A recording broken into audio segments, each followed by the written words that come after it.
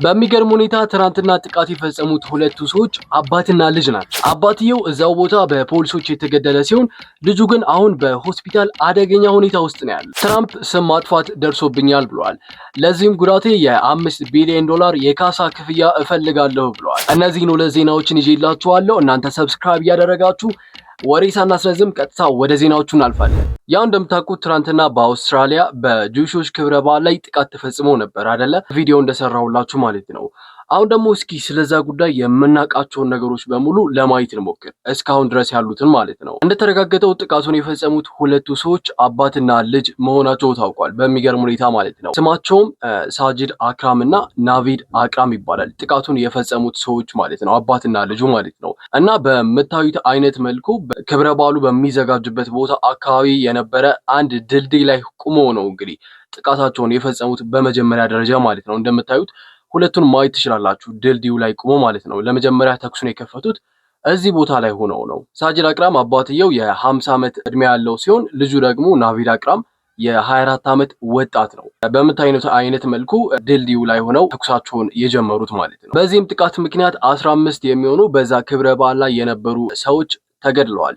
ከሞቱ ሰዎች መካከል ደግሞ የ10 ዓመት ልጅም ትገኝበታለች። ከሞቱ ሰዎች በተጨማሪ ደግሞ ወደ 40 የሚሆኑ ሰዎች እጅግ በጣም ከፍተኛ ጉዳት ደርሶባቸው በዚህ ሰዓት ሆስፒታል ውስጥ ነው የሚገኙት። ሆስፒታል ውስጥ ከሚገኙት ደግሞ አብዛኞቹ ከፍተኛ ሁኔታ ውስጥ ነው የሚገኙት ማለት ነው። ለህይወታቸው አስጊ የሆነ ሁኔታ ማለት ነው። አባትየው እንግዲህ ሳጂድ አክራም ማለት ነው መጀመሪያ ቆሞበት ከነበረበት ከድልድዩ የበለጠ ወደ ዝግጅቱ ወደ ተዘጋጀበት ቦታ ሲሄድ ማየት ትችላላችሁ። ከድልድዩ ወርዶ ማለት ነው። እና በዚህ ሰዓት ላይ አንድ ድንቅ የሆነ ነገር ተፈጠረ። እሱም ምንድነው?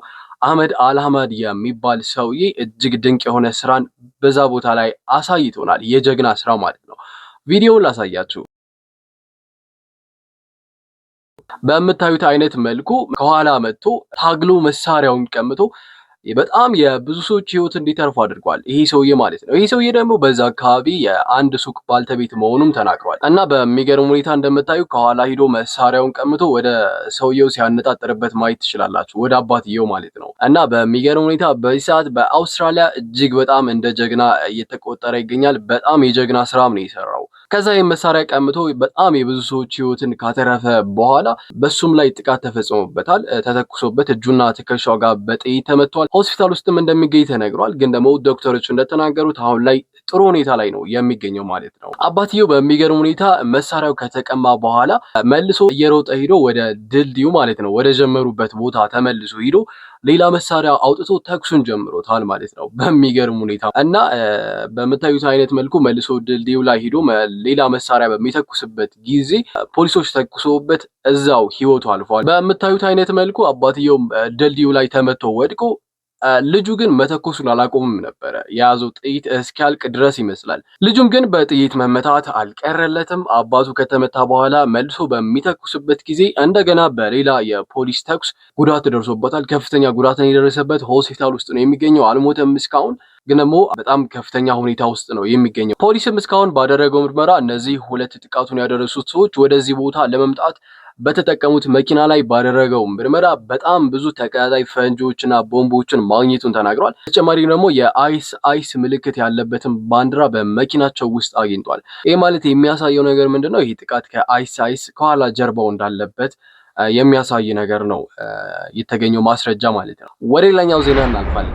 ትራምፕ ቢቢሲን በአሜሪካ ከፍተኛ ፍርድ ቤት በስም ማጥፋት ሊከሱ ነው። ክስ ብቻ ደግሞ እንዳይመስላችሁ፣ ለጉዳቴ ቢቢሲ 5 ቢሊዮን ዶላር ሊከፍለኝ ይገባል ብሏል። ምን መሰላችሁ የተፈጠረው? ቢቢሲ ፓኖራማ የሚባል ዶክመንተሪ አለው። በዚህ ዶክመንተሪው ላይ ትራምፕ በ2021 ጃንዋሪ 6 ላይ ካምፔን በሚያደርግበት ጊዜ የተናገረው ንግግር ነበረ። በቢቢሲ በወጣው ዶክመንተሪ ግን ጭራሽ ትራምፕ ያላለው ነገር ነው የቀረበው ማለት ነው። ትራምፕ ያለውን ነገር ቆራርጦ ሌላ ነገር ያለ አስመስለው ነበረ በዶክመንተሪው ላይ ቢቢሲ የሰሩት ማለት ነው። እና በዚህ ነገር ጉዳይ ነው ትራምፕ ይህን ጉዳይ ወደ ፍርድ ቤት ይዘው ሂደው የካሳ ክፍያ እንዲከፈላቸው የጠየቁት ማለት ነው። የትራምፕ የህግ አማካሪዎችም ቢቢሲ እጅግ በጣም ውሸት የትራምፕን ክብር የሚነካ በውሸት የተሞላ ዶክመንታሪ ሰርቷል። በዚህም ዶክመንታሪ ትራምፕ እጅግ በጣም ብዙ ጉዳቶችን አስተናግዷል። ለዚህም ጉዳቱ ተመጣጣኝ የሆነ የካሳ ክፍያ እንዲከፈለው እንጠይቃለን ብለዋል። አሁን በትክክል ምን እንደተፈጠረ የሚያሳዩ ሁለት ቪዲዮዎችን በቀጣይነት አሳያቸዋለሁ። እነዚህ ቪዲዮዎች ምንድን ናቸው? ትራምፕ ከ5 ዓመት በፊት በካምፔኑ ላይ የተናገረው ትክክለኛው ነገርና ቢቢሲ ደግሞ ብሎታል ብሎ ቆራርጦ በዶክመንተሪው ላይ የሰራውን ቪዲዮ ነው። በተከታታይነት አሳያችኋለሁ። እናንተ ፍርዱን ትሰጣላችሁ። አሁን በመጀመሪያ በትክክል ትራምፕ በዛ ቀን ላይ እዛ ቦታ ላይ የተናገረውን ትክክለኛውን ነገር አዳምጡት እስኪ።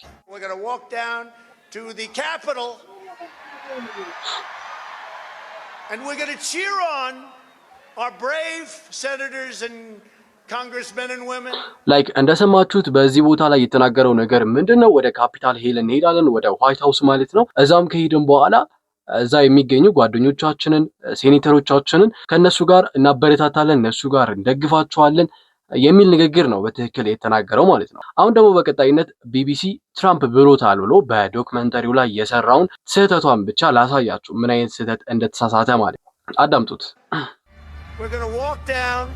to the Capitol, and I'll be there with you, and we fight like hell. እንደሰማችሁት ነው እንግዲህ ምንድነው የሚለው? ወደ ካፒቶል ሂል እንሄዳለን የሚለውና ዊ ፋይት የሚለውን የተለያየ ፓርት ነው። በመካከላቸው የ50 ደቂቃ ቪዲዮ አለ እና ያንን ቆርጦ አውጥተው ነው እዚህ ጋር እንግዲህ ወደ ዋይት ሃውስ እንሄዳለን፣ እዛም ከሄድን በኋላ እንፋለማለን እስከ ሂል ድረስ እያለ ማለት ነው።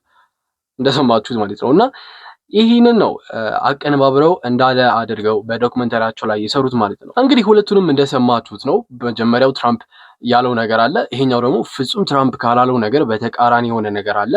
ምንድነው እስኪ ያላችሁ ሐሳብ? ይህ ቢቢሲ ትክክለኛ ይሄ ክስ ይገባዋል ብላችሁ ታስባላችሁ ወይስ ያጋጣሚ ስህተት ይመስላችኋል? ምንድነው ያላችሁ ሐሳብ? ኮሜንት ላይ አሳውቁኝ። ትራምፕን በዋይት ሃውስ ለጋዜጠኞች በሚናገርበት ጊዜ ቢቢሲ እኔ ያላልኩትን በጭራሽ ከአፌ ያልወጡትን ነገሮች እንዳልኩኝ አድርገው ከአፌ እንደወጡ አድርጎ ሰርቷል። በዚህ ምክንያት ክሱን ወደ ፍርድ ቤት ይዤ እሄዳለሁ ሲሉ ተናግሯል። በዋይት ሃውስ ከጋዜጠኞች ለቀረበላቸው ጥያቄ ሲመልሱ ማለት ነው።